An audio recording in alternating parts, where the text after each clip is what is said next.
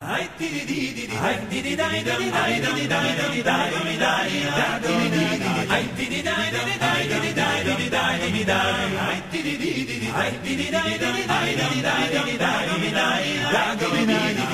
BaOmer is this coming Sunday, and I find it to be an ingenious holiday. It's like somewhere upstairs in the holiday establishment department, some angel was thinking, hey, you know what would be funny?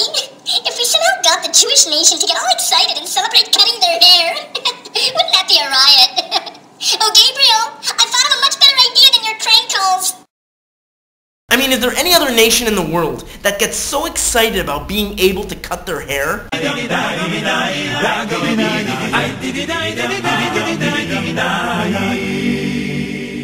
Welcome to the Cabo Jewish Center's video blog, Torah portion of Emor. So this coming Sunday is the holiday of Lag BaOmer, commemorating the passing of Rabbi Shimon Bar Yochai, the Talmudic sage who revealed Jewish mysticism to the world some 1900 years ago. It also celebrates the ending of a terrible plague that killed 24,000 of Rabbi Shimon's peers. In Chabad, Lag BaOmer is always about education of children. Parades and large gatherings of Jewish pride for children have always been part of the way to celebrate this day. The theme of education this week is quite interesting, because it just so happens to be that in this week's Torah portion of Emor, there is also a directive to educate children. Are you serious? You mean it talks about becoming a doctor or a lawyer? No, not that kind of education. It speaks about bringing up children. Our Torah portion of Emor begins where God commands Moses to teach the Kohanim, the priests serving in the tabernacle and later on in the temple in Jerusalem, about the special restrictions that apply to them. As people who dedicate their lives to serving God on behalf of the nation, the priests have certain restrictions to who they can marry and how far they must remain from ritual impurities. In the opening verse,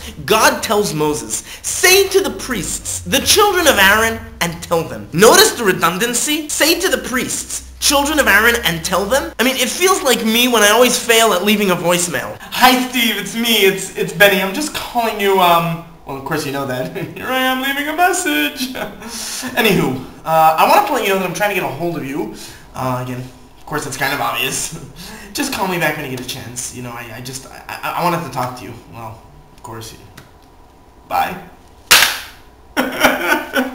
As you know, the Torah never writes anything extra, and everything has a reason. The commentaries therefore learn out from these extra words, the children of Aaron, and tell them, that God is indicating to Moses not just to teach the grown-up priests, but also to include their children and the young ones, educating them to the higher standard that they need to live by. Despite the children being so small and immature, the Torah still charges us to pay close attention to their education and positive growth. But why does it choose this particular theme of laws for the priests and their purity when telling us to educate our children? Isn't priestly purity a far-fetched spiritual idea that only applies to a small elite group within the greater Jewish nation? Couldn't the Torah have chosen to tell us about education in a more mainstream commandment? Like maybe the command for children to listen to their parents when they say something, or not to slouch when they're eating celery, or maybe not coloring on freshly painted living room walls. Am I taking this too personal? But you get what I'm saying. Why is it this theme of priestly laws that is specifically chosen in charging us with educating children? In today's progressive world, the struggle of education is a universal one. Everybody seems to have a different opinion on how to maximize the training of today's youth. Unfortunately, in the dust of all the discussions and debates, the ones who seem to lose out the most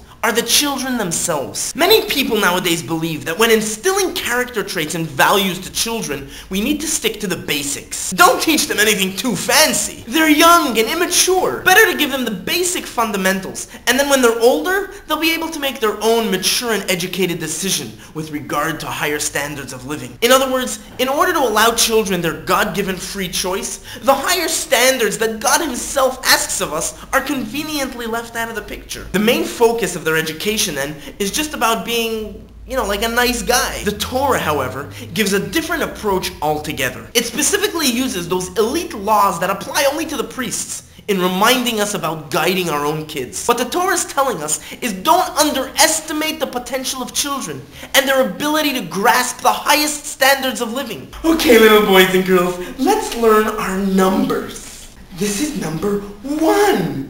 1 nose. This is number 2.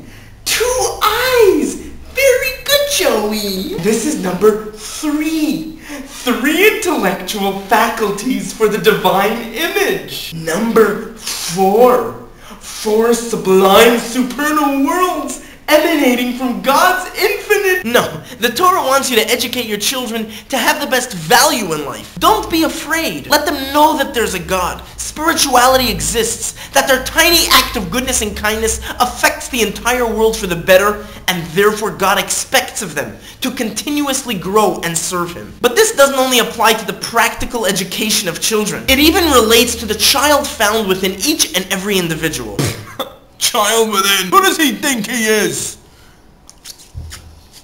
We all have a grown-up within our psyche. The part of us that knows what's right and what's wrong, and has the responsibility to educate and train the rest of the body in actually living a higher standard of life. Then there's the part of us that is always eager to learn and become better. The child within. That part of us deserves to receive the best education possible. The lesson in education that the Torah gives us is don't settle for the lower standard of life. Demand of yourself and those under your influence to live the fullest, most meaningful life possible.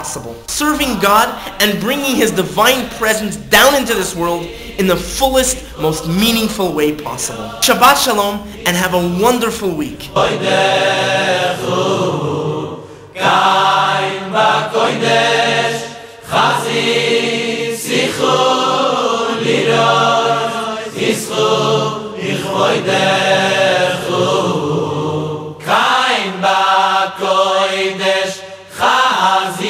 Sichu